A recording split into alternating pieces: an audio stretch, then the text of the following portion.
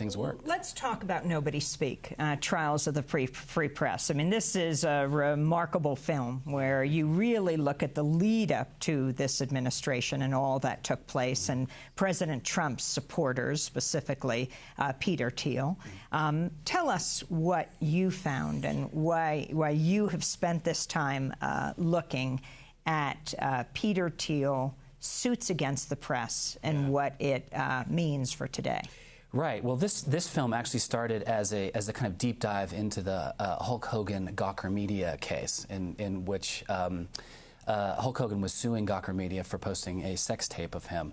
And so I was interested in that. I thought it was a really interesting First Amendment versus privacy kind of case. And so we started making a documentary, but then we realized afterwards there was a $140 million verdict against Gawker, which was the death sentence for Gawker. They were forced into bankruptcy. And then it was revealed that Peter Thiel, Silicon Valley investor, venture capitalist, early Facebook investor, was actually funding Hulk Hogan's lawsuit. So the film became something very different. We started looking at this notion of Peter Thiel funding this lawsuit that led to the death of this online website, and that of course was before he spoke at the RNC, became a Trump supporter, and eventually became part of the Trump transition team. So that was an opening that we needed to look at how money really has a leverage against news organizations, and how news organizations might be vulnerable to people with an axe to grind. Let's go to a clip from your documentary, Nobody Speak, Trials of the Free Press. This is Washington Post media columnist Margaret Sullivan, the former public editor for the New York Times. Trump has done a number of things over the course of his campaign that should give us a great deal of cause for concern. Among them are his lack of transparency, his inaccessibility, his extremely harsh criticism and even abuse of journalists. When I raise money for veterans, excuse me, I've watched you on television. You're a real beauty. Immigrants on the whole Come on, try getting it out.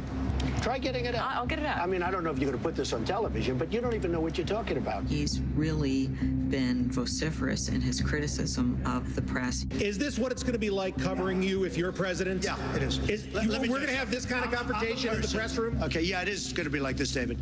In general, he's called the media and reporters scum. He has said over and over and over again that they're dishonest, that they're corrupt. They don't want to give it straight because the press are liars. They're terrible people. These are the most dishonest human beings right back.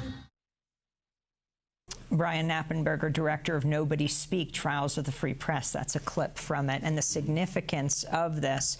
And tell us more about Peter Thiel, and also what the attack on Gawker meant for journalism, whether or not people like Gawker, and Sheldon Adelson, and what happened with him in the takeover of Las Vegas paper. Right. Well, first of all, yeah, Gawker is a controversial site. A lot of people hated it, but I think that even if you think that they might have done something wrong, the fact that they were that this, first of all, enormous verdict, the fact that they would have lost this case, and then the fact that it could have been sort of the sort of secretive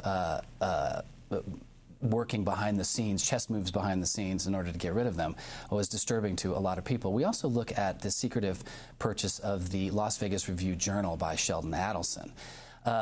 This is an extraordinary story of a free press where the reporters at the Las Vegas Review-Journal were informed in a meeting, a big meeting, that their paper had been bought, which is, an extraordinary thing for anybody in any company. Wow, we have new owners. And of course, being reporters, they said, well, who did it? Who's our new owner, and what are their expectations? What's their perspective? I think it's a natural question, and the answer that they got was, don't worry about it. You don't need to know. Just do your jobs. You don't need to know who owns you. You don't need to know who owns you. So the reporter said, well, wait a minute. What is our jobs? That is our job. So they immediately went to work trying to figure this out. Who bought the paper? And so we follow that story, which I think is a pretty extraordinary tale of journalism, trying to figure out who bought the paper. That's their boss, so their jobs were on the line. Peter Thiel and Donald Trump's relationship, the image of them hugging at the tech meeting in New York, at Trump Tower, when all the other tech leaders were there. It's extraordinary. Yeah, I don't think they as far as I can tell, they didn't really know each other before the Gawker verdict. I think Trump, when he heard about it, was quoted as saying, "Oh, I love him," and so clearly they've been they are like-minded in many ways. So yeah, I think that's that. If this is the and what all of this bodes for now. Yeah, so I think we've got two things going on. We've got this vulnerability of the press to potentially, people with a lot of money, billionaires who might have an axe to grudge, who are thin-skinned, that don't want to hear a word of criticism. And unfortunately, now we have one of those people in the executive branch of the United States government, who's one of the most powerful institutions in the world. Finally, I wanted to go back to Mark Hertsgaard in New York, to the media's coverage of the Women's March all over the country. Washington covering the March for the Nation, and it was striking to me just how large this demonstration was. I've covered a lot of demonstrations in my career, and I think that it was, you showed some of the pictures, Amy. This was very possibly the single largest political demonstration in United States history, just the Washington event. If you add in New York, Los Angeles, where even the police said 500,000 people. Los Angeles was larger than Washington. Well, even the police said 500,000 in Los Angeles. So this was the biggest day of political protest in U.S. history, and somehow most of the mass media, the corporate media, missed that point.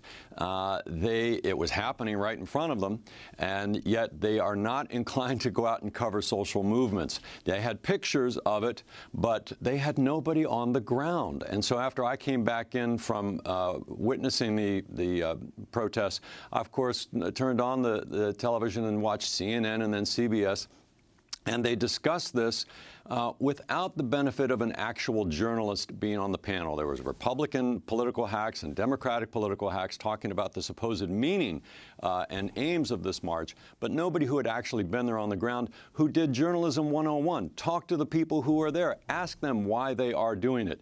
I want to give a quick shout out to Democracy Now! You guys were broadcasting live from there, 10 a.m. to 3 p.m., and that's what journalism should be. So I think, getting back to this film that you're talking about, I very much want to watch that film. I think it points up, though, that this is a moment of truth for the American media, the corporate media included.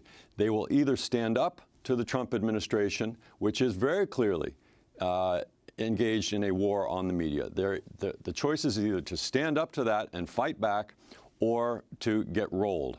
And I think that if they stand up, that they will find that the American public is ready and waiting for real journalism. Well, people can binge watch Democracy Now!'s coverage of the Women's March on Washington at democracynow.org. And also, just to say, the media very much focused, and maybe President Trump was very aware of this, he took on continually comparing the crowds of his inauguration to President Obama. But the fact is, as the New York Times headline said, the Women's March was 3 times larger in Washington, D.C. than his inauguration crowd. This is Democracy Now! Brian Knappenberger, thanks for being with us. Good luck on your premiere today. Nobody Speak, Trials of the Free Press. Mark Hertsgaard, stay with us.